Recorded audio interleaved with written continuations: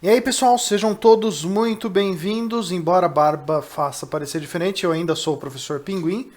E estamos de volta depois das nossas férias, meio forçadas, tive uns pequenos problemas de família, já tá tudo resolvido. Seria muita mancada encerrar o canal justamente num vídeo que deixa uma porta aberta pra gente começar. E a ideia dessa semana é a gente falar sobre isso, sobre aquele assunto que eu deixei aberto. Para os que não viram o vídeo passado, tem o link lá embaixo na descrição, tem o cardzinho passando aqui em cima. A gente falou um pouco sobre geometria, desenho geométrico, e os três grandes problemas gregos que ficaram em aberto. E esses problemas, eles não foram resolvidos por vários séculos. E no final do vídeo passado eu falei, então, esse problema foi resolvido, mas todos eles foram resolvidos pelo mesmo cara e é um dos matemáticos, tem uma das histórias de vida mais cheias de alto e baixo. Assim, você acha que sua vida tem alto e baixo, você não conheceu esse matemático específico. É um dos matemáticos favoritos, tem muita gente que gosta muito dele, eu sou mais fã do Ramanujan, mas ele é um cara muito interessante e nosso vídeo vai ser principalmente sobre ele e também sobre os problemas gregos, sobre como ele resolveu isso, usando uma mesma ideia que resolvia todos os problemas ao mesmo tempo. E eu espero que vocês gostem do vídeo dessa semana. Bora lá, vamos começar?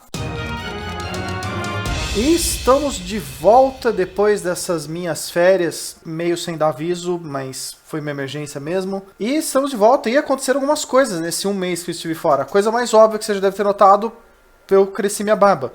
Oficialmente essa barba é o meu estado natural. Eu tirei ele para aumentar um pouco a eficiência das máscaras, mas eu tô saindo cada vez menos de casa. Decidi voltar para o estado natural.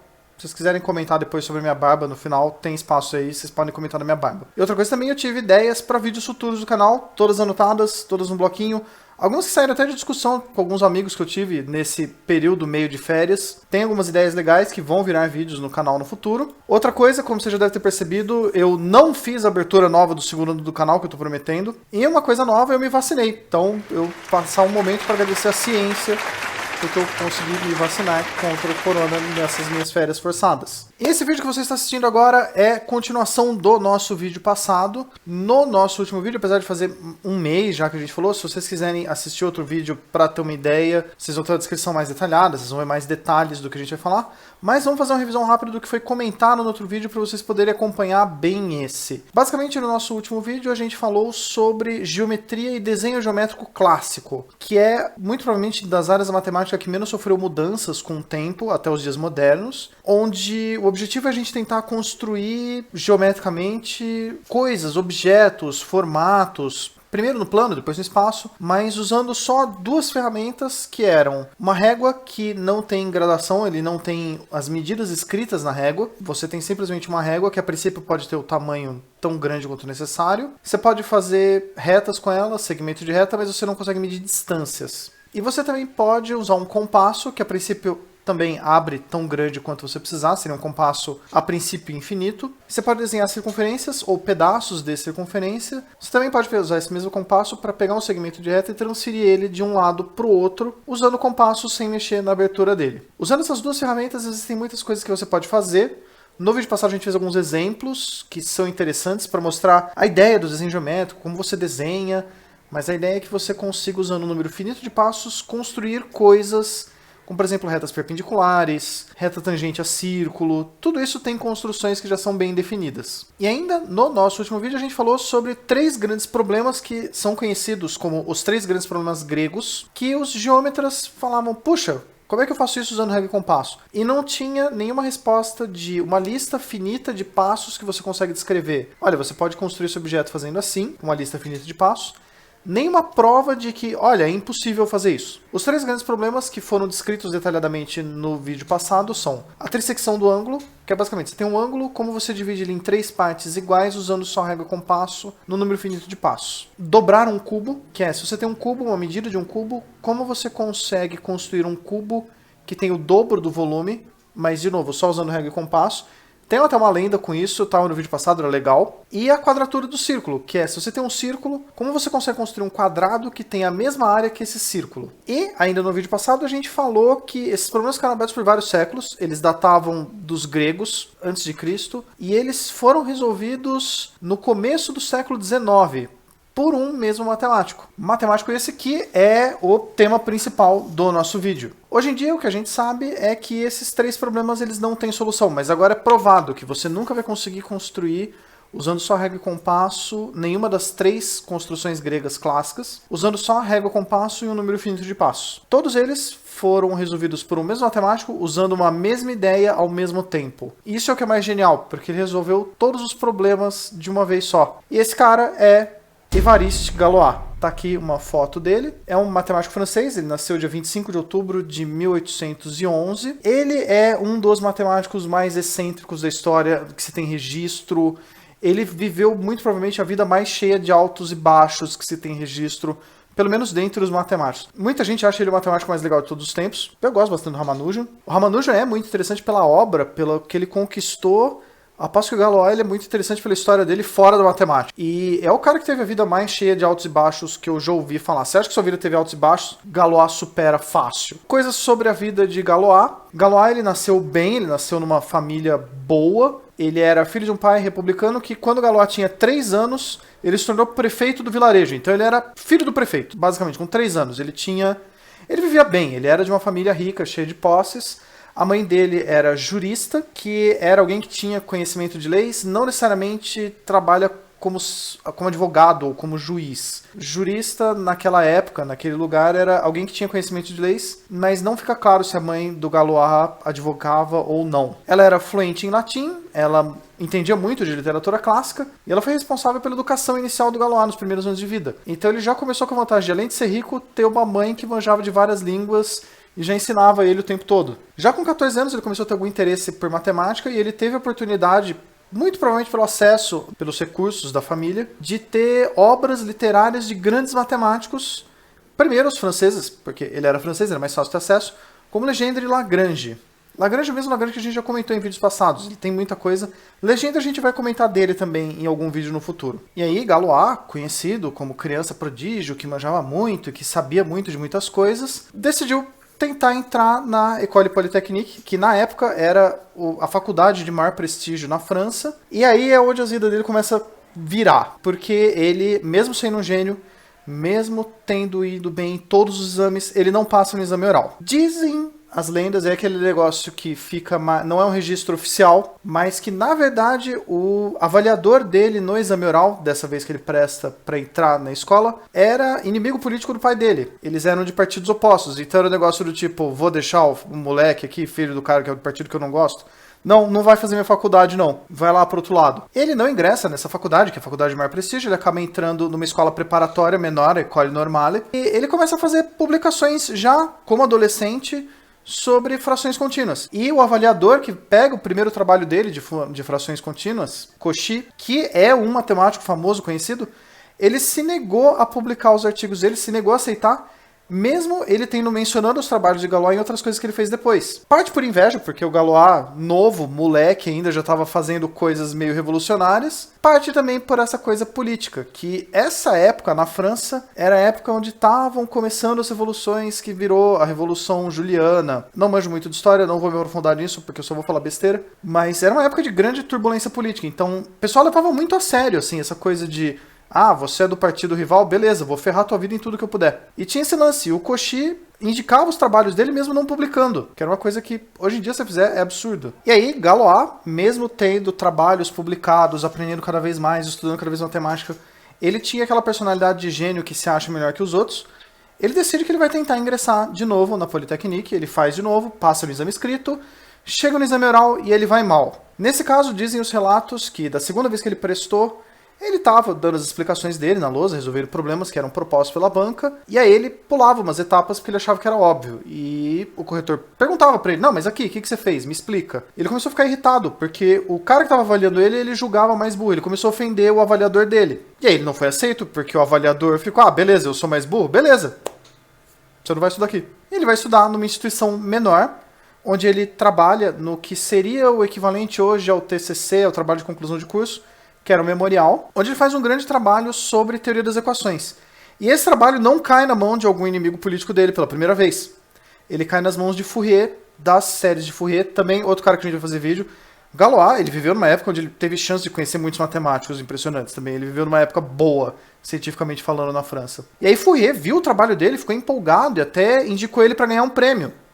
Aí o Fourier morre, antes de poder dar os papéis dele, o memorial dele, para a banca que avaliaria. E aí esse memorial se perde, o prêmio vai para outra pessoa. O memorial a gente nunca ficou sabendo exatamente o que tinha nesse trabalho de Galois. Bom, e aí ele começa a se envolver cada vez mais com política, porque matemática não estava dando muito certo. Parte por falta de sorte, talvez parte por sabotagem, parte da personalidade dele de ficar batendo, porque eu sou melhor que todo mundo, então... E ele começa a se engajar cada vez mais em política. No ano de 1830, tá tendo uma revolução, e o diretor da escola fala, não, beleza, esse moleque vai fazer besteira. Vou trancar ele aqui no dormitório da faculdade, no alojamento, e eu não vou deixar ele sair. E aí, Galois fica meio bravo, assim, ele escreve uma carta revoltada e publica, reclamando do diretor. Na carta ele assina a carta dizendo que eu, Galois, acho que o diretor é idiota porque me trancou aqui, não pude participar da revolução, isso é absurdo, não sei o que lá e tal. Mas a carta é publicada anônima.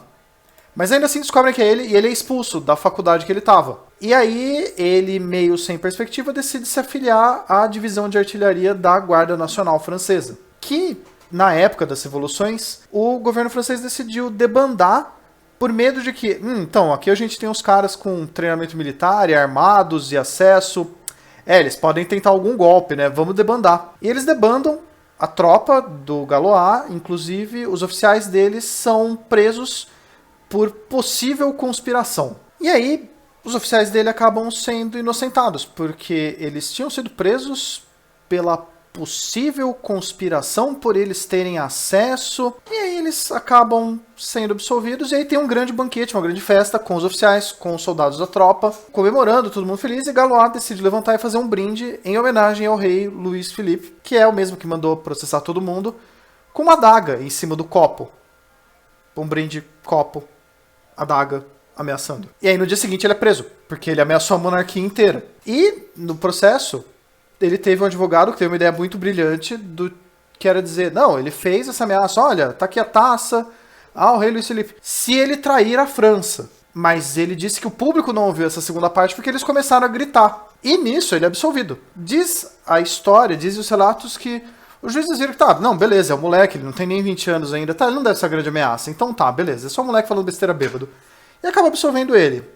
Mas essa ideia, essa jogada dos advogados é um negócio que vai pro registro histórico de tão brilhante que foi na época. Bom, logo em seguida acontece a tomada da Bastilha, ele participa, ele luta armado, tem até uma descrição de todas as armas que ele usava, rifles, armas, adaga e coisa do tipo, e ele é preso de novo. Dessa vez ele é preso e no julgamento eles conseguem diminuir muito a pena dele. No fundo ele acaba sendo julgado e preso por um período de só 6 meses, sob a acusação de usar uma farda militar fora da época que ele deveria usar. Então o crime que ele cometeu oficialmente seria usar a farda sem autorização. Ele fica preso só 6 meses. Nesses 6 meses que ele passa preso, ele continua trabalhando muito com ideias matemáticas, que ele ainda é um gênio da matemática, embora ele se engaje muito mais em política, e discutir política com os prisioneiros. Muitos dos presos, era a época da tomada da Bastilha, muitos dos presos, eles eram presos políticos, então eles discutiam ideias entre eles e planejavam coisas. E ele teve um trabalho que foi enviado a Poisson, que é um outro matemático famoso. Galois conheceu muita gente, é impressionante. E ele rejeitou os trabalhos de Galois porque ele não entendia, ele achava que tinha muitos passos faltando, porque ele chegava a conclusões que, pro Galois, por ser um gênio, eram óbvias, mas alguém que tá lendo fala, não, isso é incompreensível. Mas Poisson ele deixa um adendo quando ele dá o parecer dele sobre o Galois, do tipo, olha, se o próprio Galois ou alguém tiver paciência de passar limpa, preencher os passos que faltam, eu acredito que esse trabalho seja muito bom. Mas do jeito que tá, ele não pode ser publicado. E aí o Galois fica meio revoltadinho, ele não aceita isso bem. E aí ele fica meio possesso e para de falar com Poisson, para de publicar as coisas dentro da prisão. E aí Galois sai da prisão.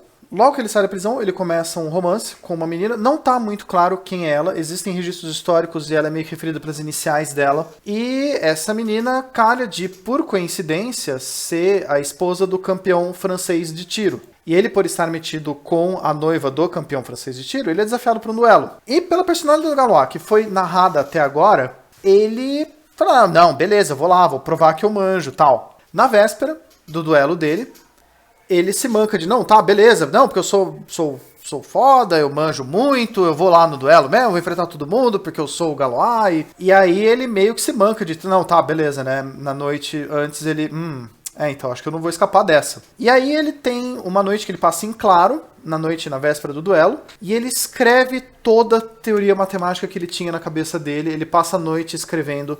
Os manuscritos dele são enormes, garrancho, porque além da mente dele não funcionar muito claramente, ele estava privado de sono e com medo de morrer. E ele manda essa carta com todos os manuscritos dele, mesmo que incompletos, para o amigo dele, Auguste Chevalier, com instruções de que se acontecer alguma coisa com ele, isso deve ser publicado de uma maneira pública, num jornal, para Gauss e ou Jacobi, que eram os dois maiores matemáticos na época conhecidos, pedindo que eles dessem opiniões, dizendo que eles eram os únicos que estavam no nível de entender a bagunça que ele escreveu. Ele queria que essas opiniões fossem dadas não se os teoremas estão certos ou não, mas saber se os teoremas deles eram relevantes para a humanidade ou não, porque era o legado dele, ele imaginou que ele fosse morrer naquela noite. E aí ele vai pro duelo, e ele perde o duelo, ele é baleado, mas ele sobrevive a esse tiro.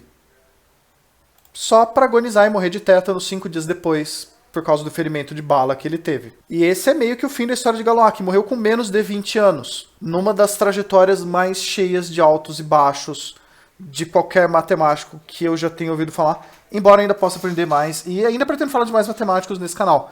Mas a história do Galois é difícil de superar, de quão maluca e bizarra é de nascer numa família rica, e aí calhar de querer entrar na melhor universidade do país, não conseguir por inimizade política do pai, e aí estuda em outra, publica um artigo bom, mas aí cai na mão de alguém que não gosta dele, e aí... A vida do Galois é muito cheia de mas, aí aconteceu tal coisa. E esse é o fim da historinha do Galois. Ei, olha só, é o Luke, ele continua aparecendo no canal, mesmo depois das nossas séries. E aí, Luke, vamos botar aqui que essa é a sua participação. E aí, o que você quer saber? Sim, a história do Galois é legal, mas... É verdade, né? Porque a gente falou da história dele e até esqueceu. A gente estava falando dos problemas gregos. O Galois resolveu os problemas gregos e ele resolveu naquele brainstorm que ele teve. A solução dos problemas gregos estavam naqueles manuscritos, elas foram identificadas depois, mas o Galois resolveu os 3 grandes problemas gregos e ele provou que eles não tinham solução. Aqui eu vou falar um pouco sobre como ele resolveu, não dando os detalhes, porque os detalhes usam os conceitos de álgebra um pouco avançados, mas passando pelo menos a ideia geral de como Galois resolveu isso sem demonstrar o passo a passo. Mas as ideias que ele usa são ideias que são razoavelmente simples, elas são legais de entender, os detalhes são meio chatos de transcrever. A forma que o Galois provou isso é genial. A ideia ainda que simplificada do que ele fez. Bom, já que as construções dos problemas gregos eles são feitos usando uma régua sem medida e compasso, isso é o que a gente pode fazer geometricamente, então geometricamente a gente constrói reta, círculo e pedaço de reta e círculo. Se a gente for jogar isso para o conceito de álgebra, a gente só pode representar equações de primeiro grau, que são as equações que desenham retas, ou equações de círculo, que são equações de segundo grau. Então, todo ponto que a gente encontrar, ele está em equações de primeiro ou segundo grau, como raízes, ou ainda como uma solução de sistema de reta e círculo, ou de círculo e círculo, que seria algebricamente uma solução de um sistema de equações de primeiro e segundo grau. Então, basicamente, os pontos que você consegue determinar usando régua e compasso são os pontos em que você consegue resolver usando equações de primeiro e segundo grau. E aí é que entra a genialidade do Galois, porque os problemas gregos todo mundo tenta resolver, fala, não, beleza, vamos ver como que eu, usando uma régua e um compasso, posso construir essas coisas. E o Galois falou, não, desencana de régua e compasso, vamos resolver equação de primeiro e segundo grau. Porque os trabalhos deles, eles eram basicamente focados em resolver equações. E era a especialidade do Galois. E é aí que entra a forma que ele resolveu esses problemas. A trissecção do ângulo, para você dividir um ângulo em 3, você precisa, ainda que indiretamente, resolver esta equação, seno de 3θ igual a 3 seno de θ menos 4 seno ao cubo de θ. A gente já falou dessa equação quando a gente falou de trigonometria no nosso vídeo número 47, cardzinho passando aqui em cima, descrição lá embaixo, que era uma fórmula que era conhecida por Al-Kashi desde o século XI, e resolver essa equação ela é equivalente, algebricamente, se a gente fizer uma mudança de variável, a resolver uma equação do tipo 4x³ menos 3x mais constante igual a zero. Essa constante é o seno do ângulo que você quer dividir em 3. E a gente precisa resolver uma equação de terceiro grau só com régua e compasso. E não dá, porque régua e compasso você só pode fazer círculo, reta e equação de primeiro e de segundo grau. Resolver uma de terceiro grau é impossível. Então, não dá para resolver. E isso demonstra que você não consegue resolver a trissecção do ângulo. Da mesma forma, dobrar um cubo, para você achar o lado de um cubo que tem o dobro do volume, você precisaria pegar o lado do cubo e multiplicar ele por raiz cúbica de 2. Então a gente precisaria saber como construir a medida raiz cúbica de 2. E resolver isso seria equivalente a resolver a equação x³ igual a 2. De novo, é uma equação de terceiro grau. Você não pode resolver só com régua e compasso a equação de primeiro e segundo. Já quadrar o círculo, determinar um quadrado que tem a mesma área que um círculo dado, ele envolve você construir um lado que mede raiz de π vezes o raio. Para você determinar ou π ou raiz de π, para você construir isso, você precisaria resolver equações que os coeficientes não são inteiros. Isso é o que a gente viu lá no nosso vídeo de número 17, quando a gente falou aquela viagem toda sobre os conjuntos, os números algébricos. Os números algébricos podem ser raízes de polinômios, de coeficiente inteiro, e os outros que não são algébricos, que a gente chama de transcendentais, não tem como resolver usando polinômios. E aí, então, tá, beleza, eu não consigo resolver usando nenhum polinômio de nenhum grau, então eu não vou conseguir usando só a régua e compasso que tem polinômio de primeiro e segundo. E aí, tá provado, você não consegue construir raiz de π, você não consegue quadrar um círculo. E é usando essa mesma ideia simples de, ah não, beleza, eu vou ver régua e compasso, mas eu vou trocar isso por equações. E aí a gente tenta resolver as equações em vez de usar régua e compasso. É uma ideia que hoje parece simples, mas ninguém teve por vários séculos antes de Galois. E é aí que entra a genialidade dele, ele foi o primeiro a ter ideias. Ele era um sujeito que pensava bem diferente. Ele viveu intensamente, ele morreu antes dos 20 anos. Dizem as lendas que as últimas palavras dele, tinha um amigo triste com ele, e ele fala, não, cara, você precisa ter muita coragem de morrer com 20 anos. Não chora, não fica triste. Já me teve muita coragem para eu chegar até aqui. Galois viveu intensamente, Galois fez tudo o que ele queria, ele achava que era mais importante provar que estava certo do que ser feliz. Não é filosofia de vida, mas eu até entendo o conceito. E é muito legal como um mesmo sujeito, com uma ideia, consegue resolver vários problemas. Ele resolveu alguns problemas de outras áreas de matemática. Existe uma área da álgebra, que são os grupos de Galois, que, inclusive, quando eu fiz graduação, existe uma disciplina optativa que você praticamente só estuda o trabalho de Galois, onde eu estudei, chamava de álgebra C, que é uma coisa que eu acho muito estranha, porque eu fiz álgebra 1, 2 e C. É um bug que tem na minha graduação que até hoje eu nunca entendi. E essa era a ideia, assim, e era um sujeito impressionante. Eu fiz questão de fazer esse vídeo meio que para falar dele, mas os problemas gregos também são interessantes. A forma que ele resolveu é muito bonita. E eu espero que vocês tenham gostado do conteúdo desse vídeo. Se vocês quiserem entrar em contato comigo, se vocês quiserem conversar comigo, você tem sempre aí embaixo espaço para escrever os comentários. Tá passando aqui do meu lado, ó, meu e-mail e o meu Twitter, se quiser entrar em contato. E eu espero que vocês tenham gostado. Se vocês quiserem mandar críticas, ideias, sugestões também, tá aí o espaço para vocês. E eu agradeço vocês pela presença, agradeço vocês pela paciência de me esperar um mês voltando. E espero que vocês estejam bem e que vocês consigam se vacinar também. Fiquei feliz por eu ter me vacinado, espero que vocês também consigam. E vejo vocês no futuro. Até lá!